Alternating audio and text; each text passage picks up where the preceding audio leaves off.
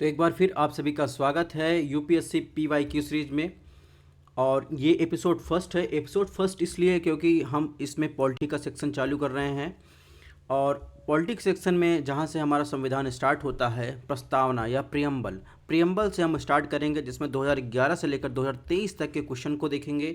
और से साथ ही साथ प्रियम्बल को थोड़ा सा डिस्कस भी करेंगे, ताकि आगे आने वाले, चाहे वो स्टेट पीसीएस हो या यूपीएससी हो, किसी भी एग्ज़ाम के लिए आपको ये प्रियम्बल के डिस्कशन तो आपको काम दे सके। आगे बढ़ने से पहले हम आपको एक इन्फॉर्मेशन और दे दें। हम आपके लिए ला रहे हैं समीक्षा अधिकारी और सहायक समीक्षा अधिकारी का मॉक टेस्ट, जिसमें जो पहला टेस्ट होगा हिस्ट्री और सामान्य हिंदी का होगा, और इसी के साथ सारे सब्जेक्ट कवर करवाए जाएंगे। और मैक्सिमम क्वेश्चन आपको सामान्य हिंदी के मॉक टेस्ट में मिलेंगे। तो जल्दी ये टेस्ट अपलोड होने वाले हैं, और इसके लिए ज़रूरी है कि आप चैनल को सब्सक्राइब कर लें, ताकि नोटिफिकेशन आपको पहले मिल सके। और ये हमारा टेलीग्राम चैनल है स्टडी ऑन आईएएस, इसको आप ज्वाइन कर लीजिए। और इसके अलावा जो है, अभी इसके बाद पॉलिटी के बाद जो है हमारा मिडोवल हिस्ट्री का एक लेक्चर में, वन वीडियो में आपको 2011 से लेकर 2023 तक के सारे क्वेश्चन विद डिटेल एनालिसिस के साथ मिलेंगे। और संभावित जो भी एनालिसिस होगा, ये आपके एग्ज़ाम के लिए इंपॉर्टेंट होगा, वो सारी चीज़ें डिस्कस की जाएंगी। इसके अलावा ज्योग्राफी का टेस्ट सीरीज चल रहा है, उसमें एपिसोड 5 आने वाला है, जिसमें हम जलवायु के बाद प्राकृतिक वनस्पतियों की बात करेंगे, जिसमें 2011 2023 को डिस्कस करेंगे। इसके बाद हम डिस्कस करेंगे एग्रीकल्चर और सॉइल को। तो सेक्शन वाइज डिस्कस कर रहे हैं, ताकि अगर आप रिवीजन भी कर रहे हैं तो आप जो है पीवाईक्यू सीरीज देखते चलिए कि कौन सा इम्पॉर्टेंट है सेक्शन। आगे बढ़ने से पहले हम आपको बता दें कि ये हमारा टेलीग्राम चैनल है, इसको आप डायरेक्ट आप मोबाइल से या फिर डेस्कटॉप से स्कैन कर सकते हैं या फिर सर्च कर सकते हैं। ये हमारा फेसबुक पेज है स्टडी ऑन यूपीएससी। इसके अलावा स्टडी ऑन यूपीएससी ये हमारा इंस्टाग्राम आईडी है, इसको भी आप ज्वाइन कर सकते हैं। इस पर भी आपको क्लासेस की इन्फॉर्मेशन, वीडियो और पीवाईक्यू सीरीज की क्लासेस भी मिलेंगी। ठीक है, तो चलिए सबसे पहले प्रियम्बल की शुरुआत करते हैं। तो प्रियम्बल की बात करें, जहाँ तक उद्देशिका, प्रस्तावना, ये प्रियम्बल की बात है, तो ये हमारा प्रियम्बल है। तो प्रियम्बल को पढ़ने से पहले या समझाने से पहले आपको कुछ इसके अवधारणाओं को बता देते हैं कि भारतीय संविधान का जो प्रस्तावना है या प्रियम्बल है या उद्देशिका है, वो अमेरिकी संविधान से प्रभावित है। और ठीक है, क्योंकि आप देखेंगे अमेरिकी संविधान में ये देखिए we the people of India, और यहाँ पर लिखा भारत के लोग, हम भारत के लोग। तो ये क्या है, अमेरिकी संविधान से प्रभावित है। और इसके अलावा यह भारत की मूल, या भारत की जो संविधान है उसकी मूल कुंजी है, जिसमें अगर बात करें तो संविधान की मूलभूत आदर्शों और उद्देश्यों की बात की गई है, कि संविधान में जो मूलभूत आदर्श हैं, ठीक है, उनके आदर्शों की बात इन आपको ओवरव्यू आपको कहाँ मिलेगा, प्रस्तावना मिलेगा। अगर बात करें प्रस्तावना में वर्णित जो भी आदर्श संविधान सभा द्वारा जो है 22 जनवरी 1947 को उद्देश्य प्रस्ताव के रूप में स्वीकार किए गए थे। तो ये कुछ फैक्चुअल जानकारी आपको ध्यान रखना है कि संविधान सभा द्वारा 22 जनवरी 1947 को इसे उद्देश्य प्रस्ताव के रूप में स्वीकार किया गया था। पंडित जवाहरलाल नेहरू ने प्रस्तावना को लेकर कहा था कि प्रस्तावना में दो महान क्रांतियों के आदर्श शामिल हैं। ठीक है, उन दो महान क्रांतियों की बात करें तो पंडित जवाहरलाल नेहरू ने कहा था भारतीय संविधान का जो प्रस्तावना है उसमें दो महान क्रांतियों के उद्देश्य शामिल हैं। एक तो अगर बात करें फ्रांस रेवोल्यूशन, दूसरा रूसी रेवोल्यूशन। फ्रांस रेवोल्यूशन से क्या आदर्श शामिल हैं? फ्रांस रिवोल्यूशन जो स्टार्ट हुआ था उसका मूल आदर्श था, जिसमें समानता की बात की गई थी, भ्रातृत्व की बात की गई थी, भाईचारे की बात की गई थी। और जो रूसी रिवोल्यूशन था वो सर्वहारा पर डिपेंडेंट था, यानी सामाजिक और आर्थिक न्याय की आदर्श की बात की गई थी। ठीक है, तो आप देखेंगे इसमें सामाजिक, आर्थिक, राजनीतिक न्याय की बात की गई है। इसके अलावा फ्रांसीसी क्रांति की बात करें तो उसमें अव्यक्त की स्वतंत्रता की बात की गई है। ठीक है, विचारों की स्वतंत्रता की बात की गई है, और अखंडता या भ्रातृत्व की भावना, बंधुता बढ़ाने की बात की गई है। तो इस प्रकार पंडित जवाहरलाल नेहरू ने कहा कि जो भारतीय संविधान का प्रस्तावना है वो फ्रांस और रूस की रिवोल्यूशन से दो आदर्शों को या दो क्रांतियों के आदर्शों को समाहित करता है। इसके अलावा दोस्तों अगर बात करें प्रस्तावना की, तो प्रस्तावना में संविधान की शक्ति का स्रोत का वर्णन है, जिसमें स्पष्ट कहा गया है कि हम भारत के लोग, we the people of India English में, और हिंदी में हम भारत के लोग। ठीक है, इससे आप देखेंगे संविधान का निर्माण किया गया तथा उसमें यह स्वीकार किया गया है कि हम भारत के लोग का अभिप्राय क्या है। ये आपको समझना है कि प्रियम्बल में थोड़ी सी बातें आपको समझनी होंगी, क्योंकि ऐसे पढ़ने से काम नहीं चलेगा। हम पढ़ लिए we the people of India या हम भारत के लोग, इसके मर्म को आपको समझना पड़ेगा। तो इसका मतलब क्या होता है, हम भारत के लोग का मतलब क्या होता है? हम भारत के लोग का मतलब है कि भारत के वयस्क मतदाता हैं जो 18 वर्ष की आयु पूर्ण कर चुके हैं, ठीक है, उन लोगों को बात कर रहा है। तो इस प्रकार देखेंगे संविधान किसी विशेष समूह या व्यक्ति द्वारा निर्मित नहीं है, अपितु क्या, लेकिन जो है इसका निर्माण जो है जनता के प्रतिनिधियों द्वारा किया गया है। इसका मतलब है we the people of India जो हमने बताया। और लोकतंत्र में जनता ही शक्ति का मूल स्रोत माना जाता है, ये बातें आपको पता ही होगी। तो we the people of India का मतलब ये होता है। अगर बात करें बी आर अम्बेडकर की, तो बी आर अम्बेडकर के शब्दों में कहें तो प्रस्तावना के संबंध में इन्होंने कहा था कि स्वतंत्रता के पश्चात भारत में राजनीतिक लोकतंत्र की स्थापना हो चुकी है और संविधान का मूलभूत उद्देश्य सामाजिक आर्थिक लोकतंत्र को स्थापित करना है। वहीं ग्रेनविल ऑस्टिन ने ये कथन आपको ध्यान रखने हैं। ग्रेनविल ऑस्टिन ने कहा था भारतीय संविधान मूलतः सामाजिक क्रांति का दस्तावेज है। तो ये बाबा साहब अम्बेडकर ग्रेनविल ऑस्टिन ने संविधान के बारे में कहा था। और जहाँ तक आदर्श की बात करें तो आदर्श इसमें क्या है, भारतीय संविधान की प्रस्तावना में आदर्श क्या है? आदर्श है न्याय है, स्वतंत्रता है, समानता है, बंधुता है। ये सब क्या है? ये भारतीय संविधान के आदर्श हैं या प्रस्तावना के आदर्श हैं। अब इसमें देखेंगे कि सरकार की प्रणाली की प्रस्तावना में सरकार की सिस्टम के बारे में बात किया गया है कि सरकार की सिस्टम कैसे काम करेगी। सरकार का सिस्टम क्या होगा? संप्रभु होगा, ठीक है। और इसके अलावा क्या होगा? समाजवादी होगा। और ध्यान रखना है ये समाजवादी शब्द जो है ये 42वें संविधान संशोधन द्वारा 1976 में जोड़ा गया था। इसके अलावा सरकार का सिस्टम कैसा होगा? पंथ निरपेक्ष होगा। तो पंथ निरपेक्ष भी 42वें संविधान संशोधन द्वारा जोड़ा गया था। तो सरकार का सिस्टम समाजवादी होगा, पंथ निरपेक्ष होगा, इसके अलावा गणतंत्रात्मक होगा। तो ये चीज़ें आपको ध्यान रखनी है। सरकार का सिस्टम की बात की गई है और इसमें जो है आदर्श की बात की गई है, जस्टिस की बात की गई, ये सब चीज़ें आपको ध्यान रखनी है। इसके अलावा अगर बात करें थोड़ी डिटेल में बात करें प्रियम्बल की, तो निर्माण की तिथि आप देखेंगे तो प्रस्तावना में देखेंगे तो संविधान के निर्माण की तिथि क्या दी गई है, डेट क्या दी गई? 26 नवंबर 1949। और संविधान कब लागू हुआ था? संविधान लागू हुआ था 26 जनवरी 1950 को, ठीक है। तो फोर्स कब आया था, यानी कब लागू हुआ था? 26 जनवरी 1950, ठीक है। और एडॉप्ट किस प्रस्तावना में जो है संविधान के निर्माण की तिथि जो क्या दिखाई गई है? 26 नवंबर 1949, ठीक है। असेंबली द्वारा इसे अडॉप्ट किया गया था। तो इस प्रकार से आप देखेंगे संविधान के लागू होने के पहले ही प्रस्तावना को लागू कर दिया गया था। अब इस पर डिबेट चालू होता है कि संविधान तो 26 जनवरी 1950 को लागू हुआ था और प्रस्तावना जो है 26 नवंबर 1949 को संविधान सभा द्वारा जो है इसे अडॉप्ट किया गया था। तो क्या यह संविधान का भाग है या नहीं, इस पर डिबेट भी है, इस पर क्वेश्चन भी आए हैं। तो इसी से ये डिबेट जो है उत्पन्न होता है, ठीक है, क्योंकि प्रस्तावना तो पहले ही संविधान सभा द्वारा 26 नवंबर 1949 को अपना लिया गया था, जबकि संविधान जो है लागू कब, फोर्स कब आया था? 26 जनवरी 1950। तो इसके संबंध में जो है सुप्रीम कोर्ट ने 1973 की बात करें, उसके पहले तो बहुत सारे मामले आए थे। उसके पहले जैसे अगर बात करें तो बेरूबारी केस आया था 1960 का। अंत में जाकर जो है सुप्रीम कोर्ट ने या न्यायपालिका ने स्पष्ट किया कि केशवानंद भारतीवाद में कि बेरूबारी के जो निर्णय न्यायपालिका ने पहले दिया था कि प्रस्तावना जो है संविधान का भाग नहीं है, उसको पलट दिया और कहा कि इस प्रस्तावना को संविधान का अभिन्न अंग माना गया है, क्योंकि संविधान की मूल आत्मा क्या है, जो है प्रस्तावना में बसती है, ठीक है। तो ये चीज़ें आपको ध्यान रखनी है। और न्यायपालिका ने कहा कि प्रस्तावना का प्रयोग संविधान की व्याख्या के लिए किया जा सकता है। और इसके अलावा 1973 के बाद जो अब इसका जो पुष्टि जो कर दी 1994 में एक मामला हुआ था बम्बईवाद में न्यायपालिका ने या सुप्रीम कोर्ट ने इसमें वर्णित पंथ निरपेक्ष शब्द को संविधान का आधारभूत ढांचा माना। और आधारभूत ढांचे की संकल्पना कहाँ आई थी? केशवानंद भारतीवाद में 1973 में।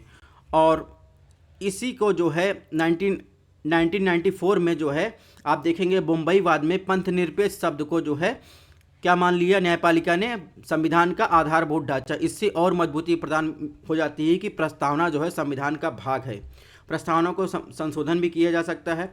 ये सारी चीज़ें आपको ध्यान रखनी है। तो एक डिटेल ओवरव्यू मैंने आपको दे दिया प्रस्तावना के बारे में। अगर आप सिर्फ प्रस्तावना पढ़ लेते हैं ऐसे कि प्रस्तावना में ये लिखा है ये लिखा है, तो आपको ये भी चीज़ें, आपको हिस्टोरिकल बैकग्राउंड भी ध्यान रखना है कि अगर प्रस्तावना या संविधान में कोई चीज़ लिखा गया है तो उसको आप कंपैरेटिवल स्टडी करिए। जैसे 26 नवंबर 1949 की बात की गई है, संविधान लागू हुआ 26 जनवरी 1950।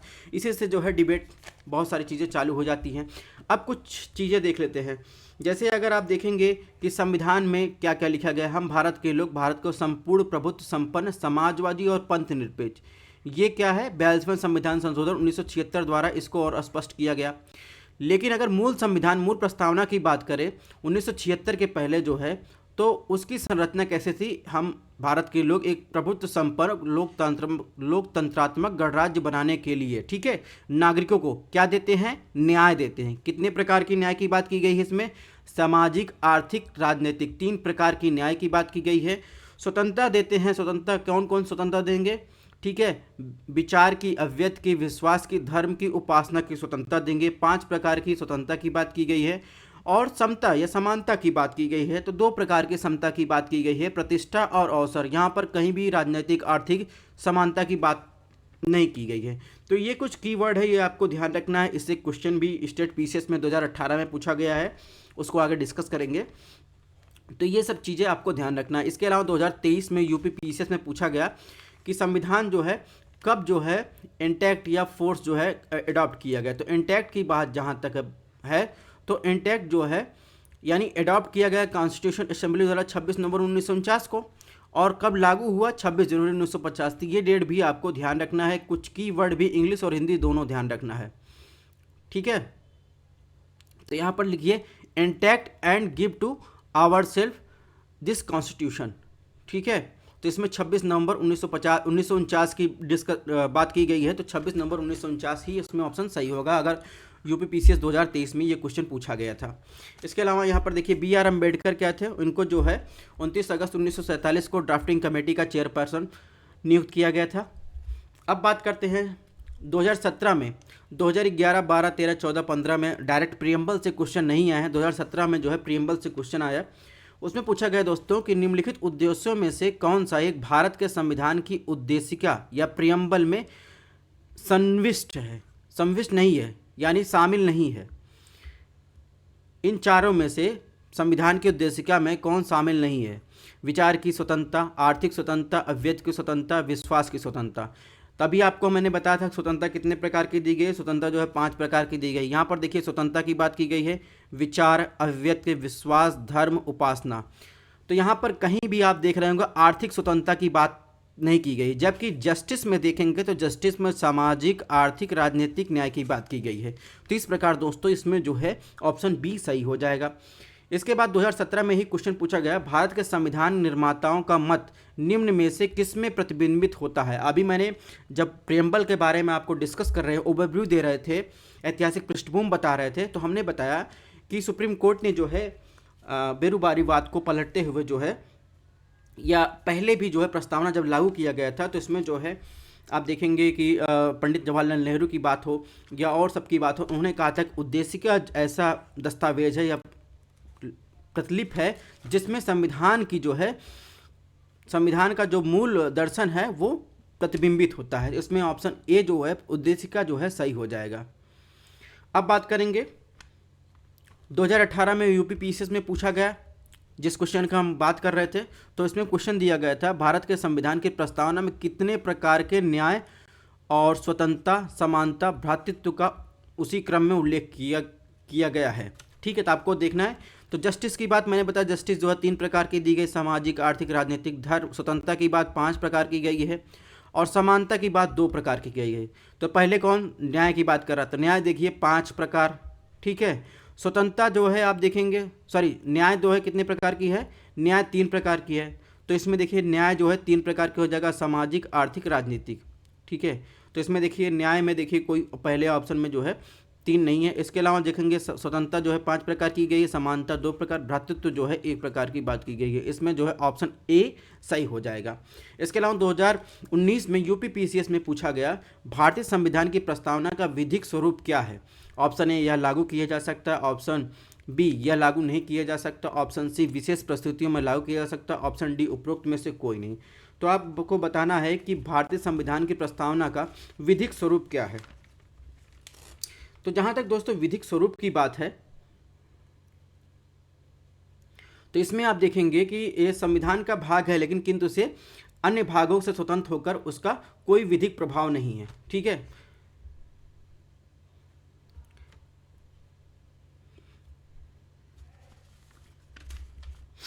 तो इस प्रकार इसमें देखिए, इसमें क्या सही हो जाएगा, यानी लागू नहीं किया जा सकता, यानी संविधान की प्रस्तावना जो है या क्या है, प्रवर्तनीय नहीं है। यानी जैसे आप देखेंगे डीपीएसपी है, उसे लागू नहीं करवाया जा सकता, लेकिन वहीं अगर फंडामेंटल राइट की बात करें तो फंडामेंटल राइट जो है लागू करवाया जा सकता है, किसके द्वारा, सुप्रीम कोर्ट, हाई कोर्ट के द्वारा।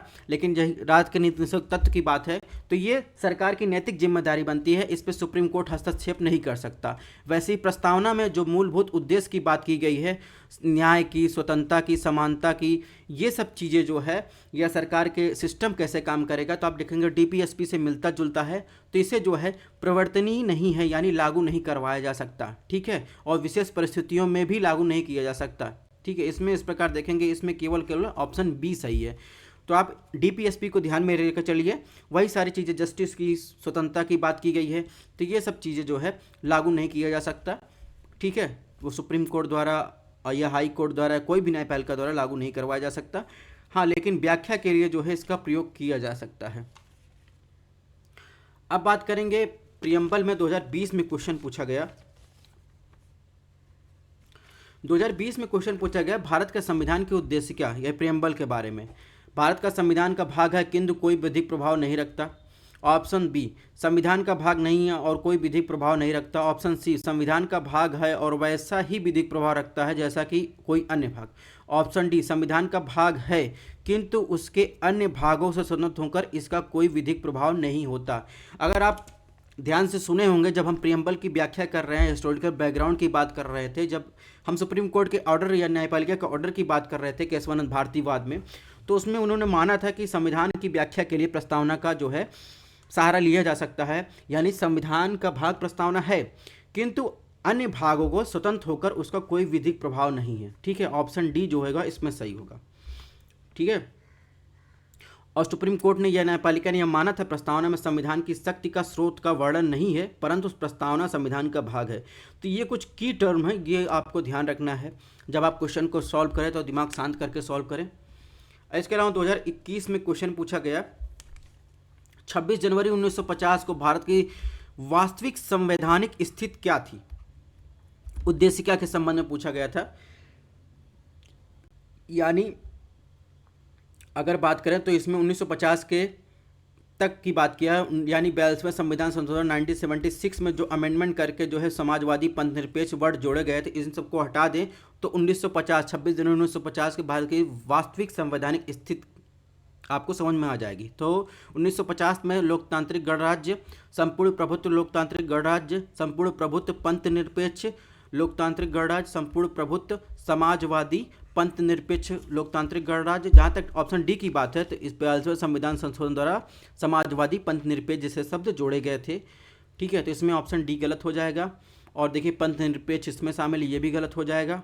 इसमें जो ऑप्शन बी है संपूर्ण प्रभुत्व लोकतंत्रात्मक गणराज्य, तो ये ऑप्शन सही है, यानी ऑप्शन बी जो है सही है। ठीक है, तो इस प्रकार से है 2022 में भी कोई क्वेश्चन नहीं पूछा गया डायरेक्ट प्रियम्बल से, 2023 में भी क्वेश्चन नहीं पूछा गया। नेक्स्ट टॉपिक जो होगा फंडामेंटल राइट से जुड़ा होगा। अगर आपको क्लासेस पसंद आ रहे तो चैनल को सब्सक्राइब भी कर सकते हैं। थैंक्स फॉर वॉचिंग, और टेलीग्राम को जरूर ज्वाइन कीजिएगा। मिलते हैं नेक्स्ट लेक्चर में मिडेवल हिस्ट्री और ROA के टेस्ट सीरीज के साथ।